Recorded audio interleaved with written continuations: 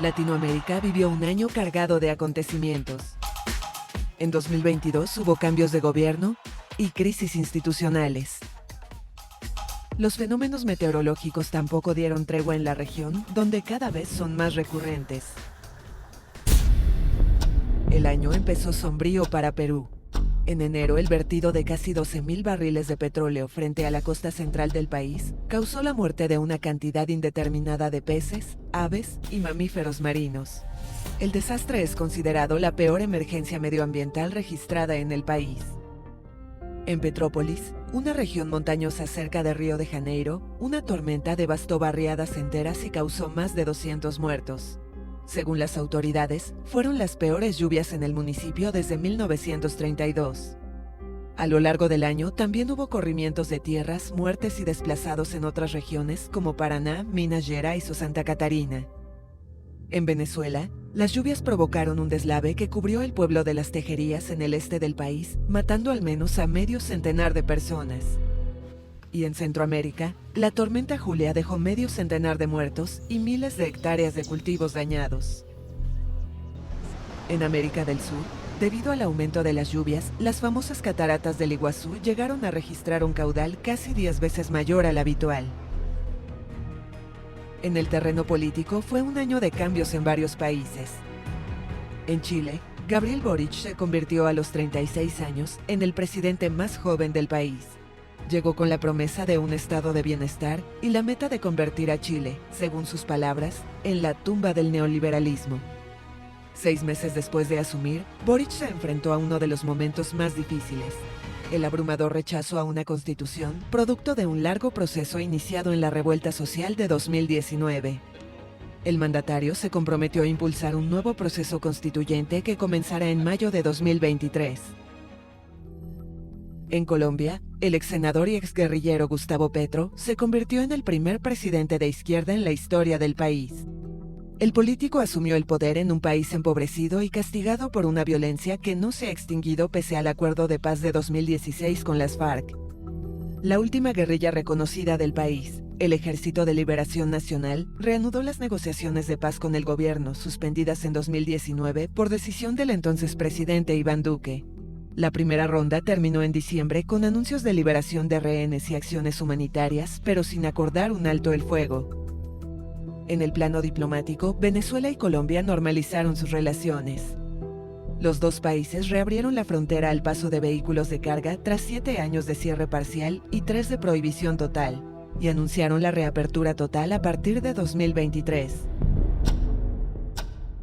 Brasil también dio un viraje político. Tras una elección muy polarizada, el expresidente de izquierda Luis Inácio Lula da Silva se impuso en un balotaje al derechista Jair Bolsonaro, que buscaba la reelección. Muchos bolsonaristas no aceptaron la derrota y bloquearon durante días carreteras en todo Brasil, causando trastornos, tensión y riesgo de desabastecimiento. Pero el Tribunal Superior Electoral ratificó el triunfo de Lula, que vuelve al poder por tercera vez. En Argentina, el año fue de turbulencias políticas en un escenario económico inestable, con una inflación anual estimada en 100% y marchas cotidianas de trabajadores y desocupados. En septiembre, un intento de homicidio contra la vicepresidenta Cristina Kirchner generó conmoción. Tuvo lugar cuando un hombre armado se coló entre los seguidores que la esperaban a las puertas de su casa para respaldarla en un juicio en su contra. En el marco de ese juicio, en diciembre un tribunal encontró a Kirchner culpable de fraude y corrupción cuando presidió Argentina de 2007 a 2015. La condenó a 6 años de prisión y la inhabilitó para ocupar cargos públicos de manera perpetua. Pese a la decisión, Kirchner no irá a prisión por contar con fueros. La vicepresidenta atribuyó el fallo a una mafia judicial que opera en su contra. Mafia judicial. En Perú, una nueva crisis institucional. Asediado por el Congreso y la Fiscalía, que lo acusaban de corrupción en su entorno político, en diciembre el presidente Pedro Castillo anunció la disolución del Congreso. Pero sus ministros renunciaron y las Fuerzas Armadas y la policía no lo apoyaron, mientras que el Parlamento ignoró su decisión y lo destituyó. Rápidamente los congresistas juramentaron a la vicepresidenta Dina Boluarte como jefa de Estado y Castillo fue detenido. Ecuador volvió a estar marcado por protestas indígenas por el alto costo de vida y declaraciones de estados de excepción en varias provincias debido a la violencia. En junio, el Congreso rechazó una petición de destitución del presidente Guillermo Lasso, acusado de provocar conmoción interna por las protestas indígenas. Además, el país volvió a ser escenario de violentas masacres en distintos centros carcelarios, convertidos en centros de operaciones de bandas criminales vinculadas al narcotráfico. La violencia también llegó a la Amazonía con un caso que tuvo repercusión internacional: el asesinato del periodista británico Don Phillips y del activista indígena Bruno Pereira. La policía señala como principal hipótesis que fueron asesinados por una banda de pescadores ilegales, actividad que era combatida por Pereira, especialista de la Fundación Nacional del Indio y defensor de los derechos indígenas. En Nicaragua, crisis entre la Iglesia Católica y el gobierno de Daniel Ortega. La tensión aumentó tras la detención del obispo de Matagalpa, Rolando Álvarez, quien fue acusado de conspiración. Este año, el gobierno expulsó al nuncio apostólico Valdemar Sommertag y legalizó la Asociación Misioneras de la Caridad de la Orden de la Madre Teresa de Calcuta y cerró varios medios católicos, entre ellos el canal de televisión de la Conferencia Episcopal.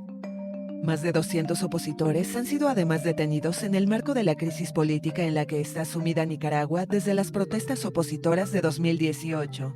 Entre los detenidos, hay 7 antiguos candidatos presidenciales.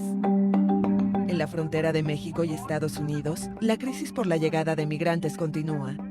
Según datos oficiales, el número de migrantes venezolanos, cubanos o nicaragüenses que intentan cruzar la frontera terrestre de Estados Unidos aumentó un 149% con respecto a octubre de 2021.